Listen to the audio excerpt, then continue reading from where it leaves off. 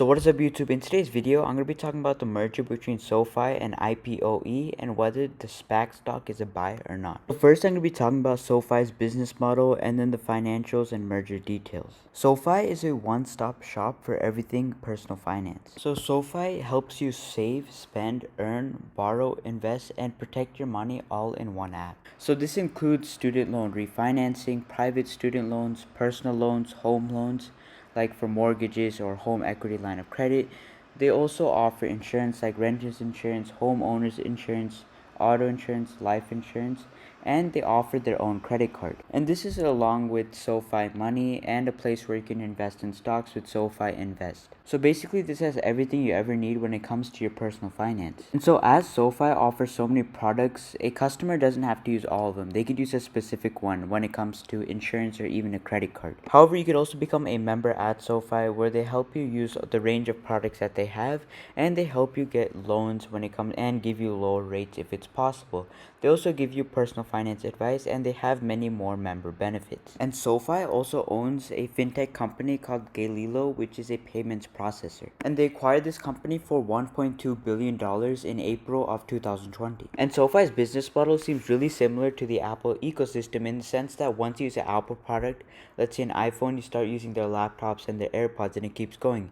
And so for SoFi, once you use their credit card, you'll start using their brokerage, then start getting home loans through them, and insurance. And so to acquire a customer for SoFi, it might cost money to use their first product, but if the customer likes the first product, they'll start using the other products like loans, and it won't cost any money.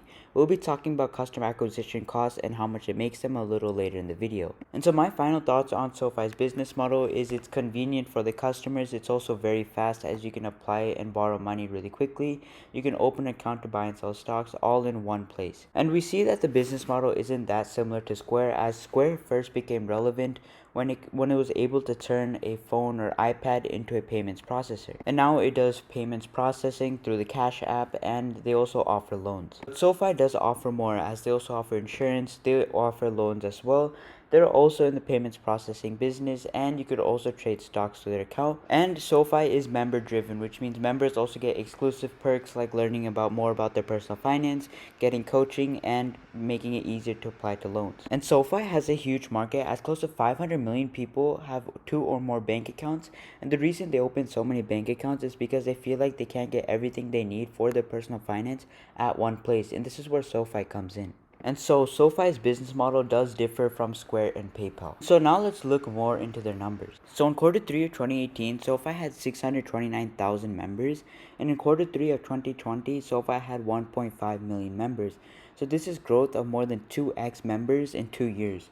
And in 2021, they're estimating that they'll get close to 3 million members, which is 75% growth year over year. And we see that it's growing really fast, and that's probably because the product is so good, and this isn't even close to the total addressable market. So in the future, they could probably get a lot more members, as the total addressable market is close to 500 million. So there's definitely a lot of growth potential for this company, and you can see that as the company might grow its members by 74% in 2021. So now let's look at the financial model for each customer. So let's say a customer only uses SoFi's first product, which is money, which basically helps the customer save and spend its money.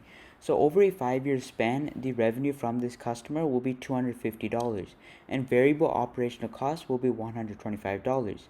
And to acquire the customer, it will cost $40, so the overall variable profit will be $85. However, let's say eventually someone gets into personal loans, and over a 1-year span, SoFi can get $2,000 in revenue, and the operational cost for this will be $298.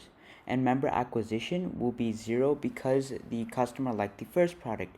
So the variable profit from personal loans will be $1,763 from one customer. So because SoFi can cross-sell its solutions and products, it only costs money to acquire a member for the first product, but after that, the member will buy another product from SoFi, and SoFi won't have to spend any money. So for SoFi, the hardest part is actually acquiring a customer, and they'll have to spend a lot on advertising, but once they acquire the customer will use various products, and that will lead to many streams of revenue for SoFi. And so for quarter 3 of 2020, $30 million of revenue was made with only $1 million in acquisition marketing. And this is because 65% of home loans come from existing members. And the payments processing company that SoFi acquired, called Galileo, has also seen massive growth. As in Q1 of 2019, they had around 17 million accounts, but in Q3 of 2020, they had over 50 million accounts.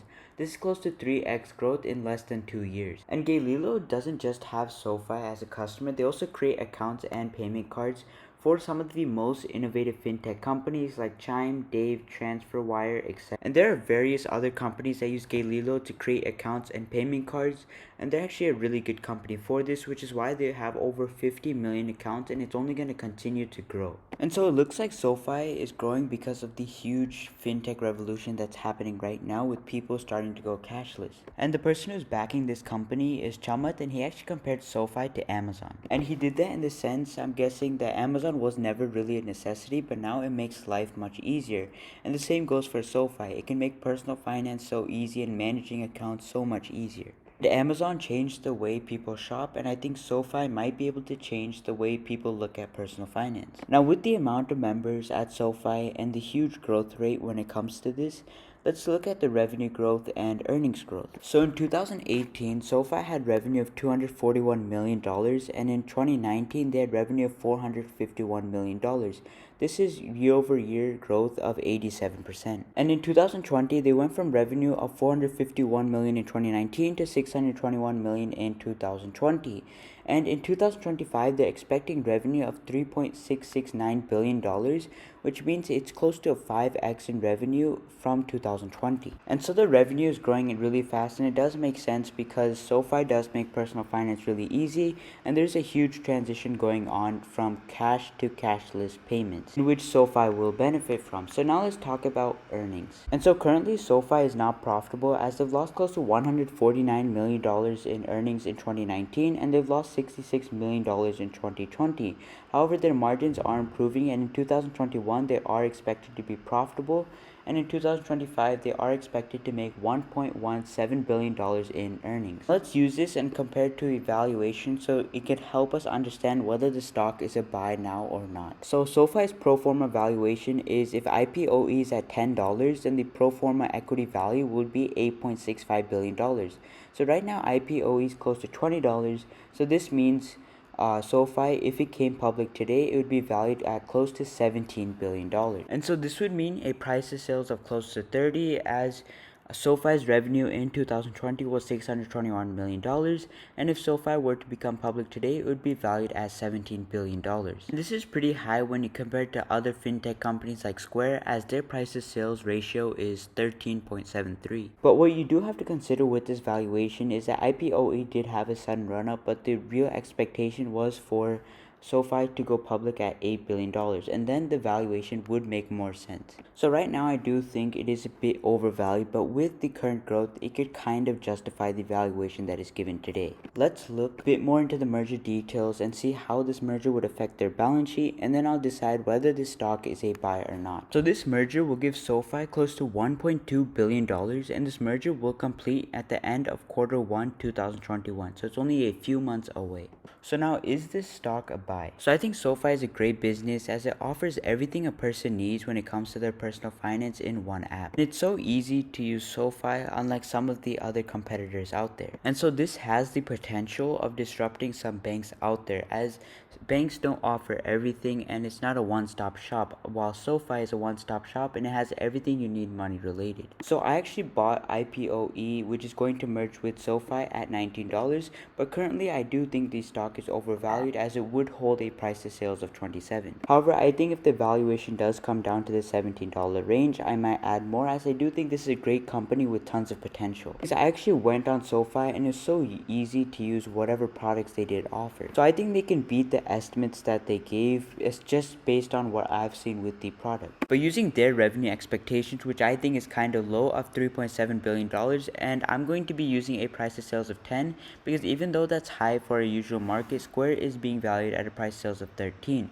So using a price sales of 10 and revenue of $3.7 billion, you get a market cap of $37 billion, which is close to a 2x in 5 years, which is a great return. But personally, I think they will beat expectations, and if this stock does have the potential to disrupt some banks, then I do think it will be valued a lot higher. So over the long term, I do think this would be a great stock to hold because it also has a great management team and it is backed by Chamath, who also brought in many SPACs like Virgin Galactic. But in the short term, meaning the next 2 months maybe, I wouldn't be surprised if the stock did hit 15 or even lower. But again, I do think this can be a great company over the long term. And with that being said, if you guys did enjoy the video, please do leave a like and subscribe. Also comment down below what videos you'd like to see, and thank you so much for watching.